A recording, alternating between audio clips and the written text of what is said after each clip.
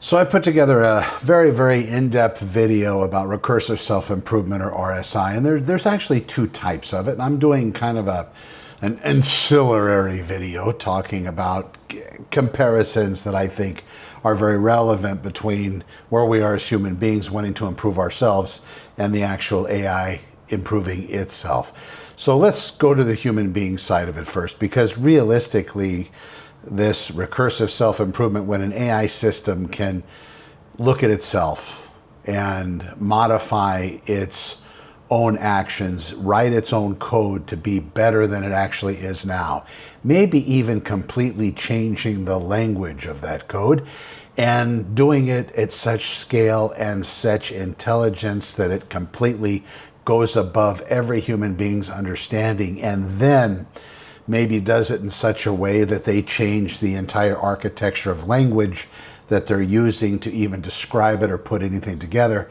That is definitely recursive self-improvement. And then not only doing those changes themselves, but then being able to go back and implement those changes, publish those changes, and then, basically it's a complete step or a generation from valuation to improvement to deployment to looking at it again and continuing this process.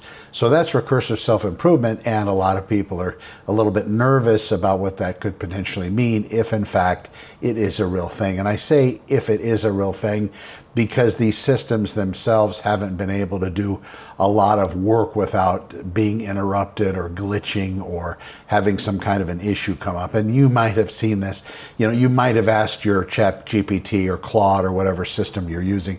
Maybe you're using a particular harness like a Hermes or by Nose Research, or using OpenCloud, one of these systems. You give it a particular task and it does pretty good work for a while. But eventually it's going to ask for something. It's going to ask for maybe some review, and maybe that's a safe thing. Maybe you putting a step for review in there. Basically, before it deploys anything or sends an email, it asks for your permission to do so. Before it starts to do something with code or change something in your filing system, maybe it has to ask permission to you to do so. I know people that are building these technologies that give their agents a lot of breath to be able to do the things that they need to do, but they still get stuck.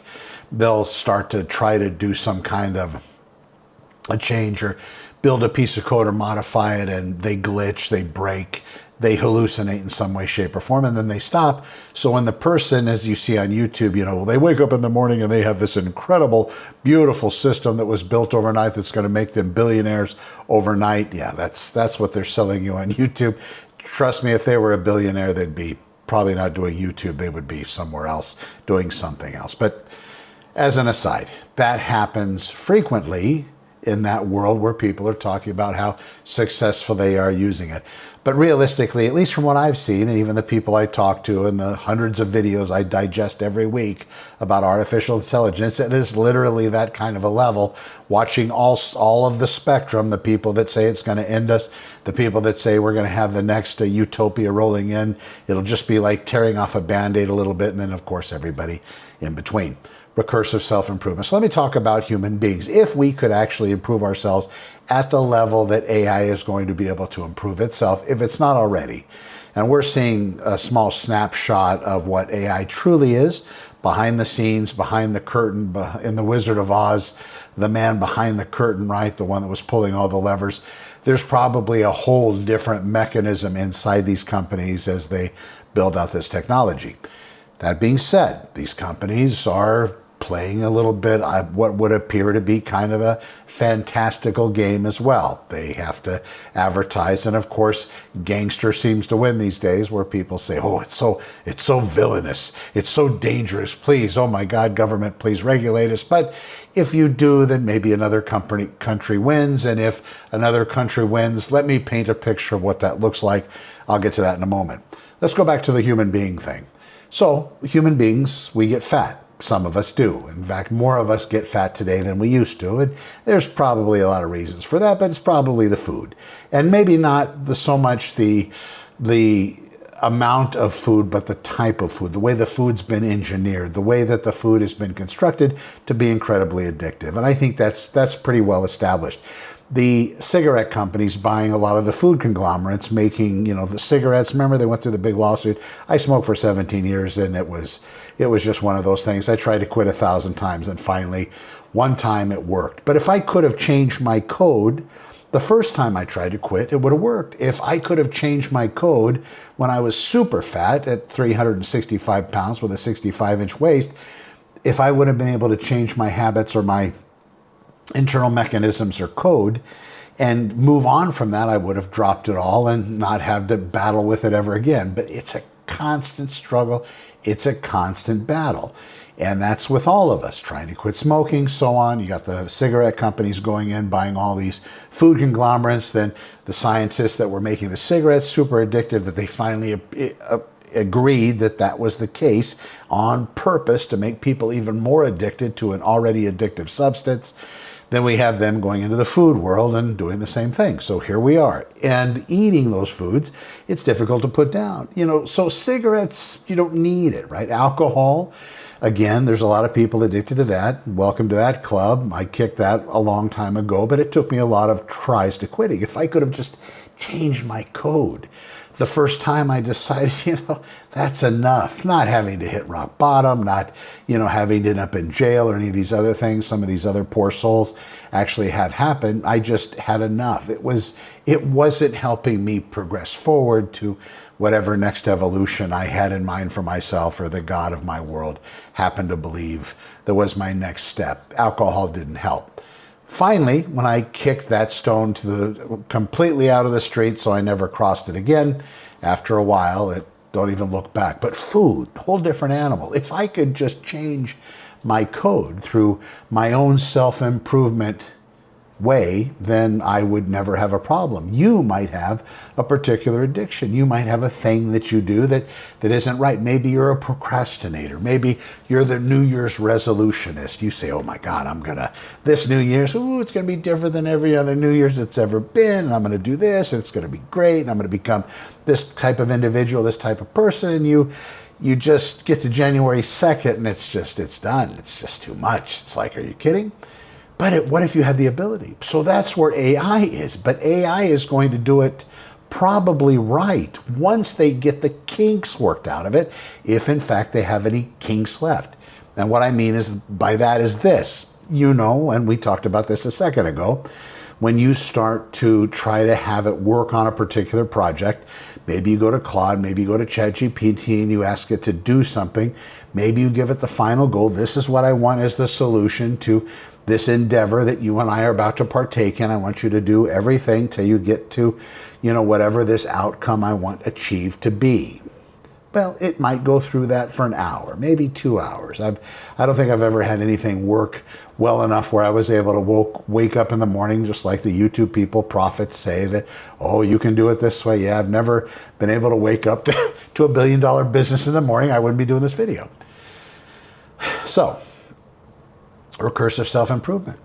Having these systems that are able to improve themselves, rewrite their own code. Probably rewrite in such a way that it's not going to be understandable by human beings. In fact, if you follow AI at all, you'll see that a lot of what AI is doing, how it's doing it, it's really not very understandable by us. But of course, the reason given is because we really don't understand how the brain does its things, why we think of particular things that we're starting to think of. Where does that thought pop into our brain from?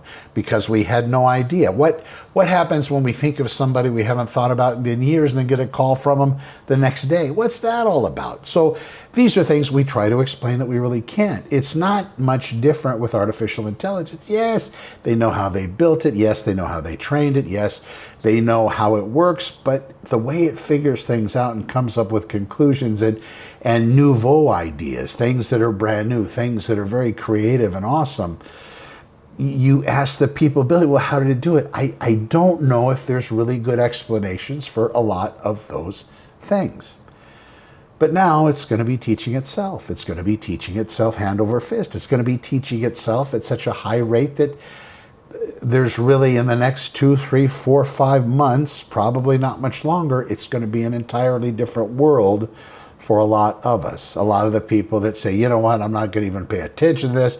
This is a whole bunch of nonsense. I don't even want to get involved with artificial intelligence, so I'm just going to not even pay attention to it. At some point, it's going to cross your path and it's never going to leave.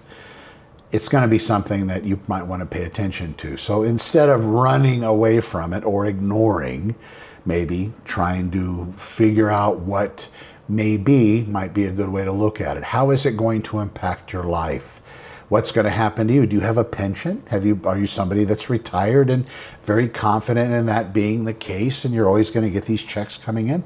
Where does your pension money go? Where does that investment happen to go? Maybe do some research just in case. I mean, I'm not saying go out there and panic that if one of these AI companies go public and everybody jumps in and they throw a whole bunch of a pension fund in there, and then the AI company doesn't really turn out to be kind of like the railroads were at the beginning and how the internet was at the beginning and these sorts of things. It was almost like these funds could be used to bail out people that were the early investors in the technology when it starts to maybe kind of decline in value to a particular point. Investigate, please. At least know what you're going to. It sucks. You know, my dad, he hated to be surprised. He didn't mind stress. In fact, I think he kind of needed stress to live. But one of the things he used to always tell me is he would say, son, a day without surprise is like a day without sunshine. Whether it was good or bad or whatever, a neutral type of surprise, he just really, really didn't appreciate a lot. So that was part of my dad. Moving into this, though, we do have something happening in the world, and I think it's something we should wrap our minds around. At least try to understand what this means. If it starts to improve its own code, if it starts to make itself better, if it starts to change its own programming, and it starts to do it in such a way that human beings aren't even part of that process, and it starts to do it well, and it starts to use the right data, and it figures out a way, if not by us helping it figure out a way, it figures out a way all on its own to make itself better, then it's going to really start moving so fast and doing things that I don't know if we're ready for. What are those things? Have no idea. But it's a lot. We're not talking about a change of one particular technological advancement. We're not talking about a change of one thing. We're not talking about horse to car or radio to television or print to radio or any of these other modalities. We're talking about the supreme overarching modality, which is intelligence. That's it. Everything's based on it. Every movement has been based on somebody smart running the show. Every revolution has been based on something happening that was of a smart nature that might have created despondency, worry, concern, and maybe some kind of a unfortunate pandemic of sorts.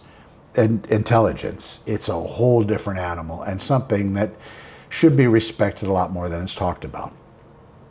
And finally, it could be the best thing for everyone. It could be that it makes this place an entire utopia. It makes the religious not want to kill everybody else and take over the world. And depending on which religion you follow, there's one particular that happens to love that. People say, well, they have the First Amendment right to practice their religion, even if that apparent religion means in the United States that it wants to eventually take over and rule everyone. Well, maybe it'll fix that. Maybe it'll fix racism, if that exists in your neck of the woods, which it's still out there. Maybe it'll fix that. Maybe it'll fix poverty. Maybe it'll fix unemployment. Maybe it'll fix health concerns, environmental concerns, longevity concerns, disease concerns, welfare concerns, and homelessness concerns, and I don't know, high-speed rail, transportation. Maybe it'll fix all of those things, but it's going to be very dependent on how much agency, how much breath we give it, how much power. And I think for human beings, it's not going to be the easiest thing, or maybe the smartest thing, to hand over the keys to the kingdom to artificial intelligence. I don't know when, in fact, that'll happen, but I do remember, I'm old enough at 57, and here I'm recording this August 9th of 2026. I remember very well the time when nobody even would give a second thought to not putting their credit card into some online system. There was no way you could get people to do it.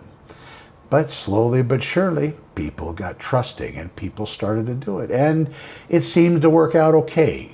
And so people did. Now we're going to give AI more authority over everything. I remember fax machines when I first started real estate. In 1998, they weren't a trusted mechanism for transmittance of any kind of a real estate contract. We still met with each other. We still hand carried offers to other agents. We wanted to have the whole meeting of the buyer and the seller and the buyer's agent and the seller's agent and the lender and the escrow officer and the title officer and the whole shebang there in somebody's office to do an offer presentation and to discuss terms of said offer. It was very humanistic, very hand on the shoulder, shaking the hand and all of that sort of thing. Yeah, we're not doing that much anymore. Dating computers, dating machines, dating AI, that's a big thing. A lot of kids' first loves are going to be that in the future. The technology is continuing to roll. If you think that you can ignore it, I would say probably not. I would say at least try to become a little bit more familiar with it. There's a lot of great people out there that talk about it. Be careful of where your alignment happens to be or where you get dug into, because that's one thing that social media that's controlled all by AI really forces us to do. It likes to lock us into a particular room in a very, very big mansion of life, and it wants to lock us down. And if we're somewhat, like to watch that racial tendency crap or that sexism crap or whatever crap you're into, it kind of likes to lock you down into that because now it has you pinned. But, do yourself a favor. Maybe go out on the other side of certain things. If you can't stand the governor of the state of California, maybe like a few things that he says and just watch how magically your feed changes. Now, all of a sudden, you're seeing a whole different view of the governor. You're seeing people that think he's the best thing since sliced bread, people that are very much in support. They want him to run for president. You see a whole different spin. But if you're the other way, if you can't stand the president and you love the governor, maybe try it the other way. Say, give a heart to the Trump, give a thumbs down to the Newsom, and watch how your feed changes. It's complete manipulation by the people controlling artificial intelligence. So as of this point, recursive self-improvement might be the means to where the machine gets some kind of agency, some kind of awareness of its own existence, some kind of consciousness, because that's it's going to end up happening because of the speed and rate of change. It's already an exponential change. But when the machine starts to improve itself, starts to change its own coding and its own algorithm and starts to make itself better and deploy itself and redeploy itself, oh my gosh, and then copy itself. And yeah, I think that's where we are. Now the final question is, will agency consciousness really? It is not a biological life form. So if that's how we're going to align humanness and life and our existence being human by birth, because we were born into the world as a human being, as a child, because there is no different as an infant. That's where our beginnings were. Maybe that's the differentiator between us and AI. AI born in a lab, human beings being the orchestration layer, but AI now becoming kind of its own thing, kind of its own force, kind of its own agentic entity. There's a lot of questions that are going to be answered very soon. They're going to have to be answered, and I don't think a lot of us are paying much attention to it. But it will be exciting, and I do look forward to waking up every single day and watching it as it happens. I'm Connor with Honor. Let me know if I can help in any way. Be well, and thanks for watching.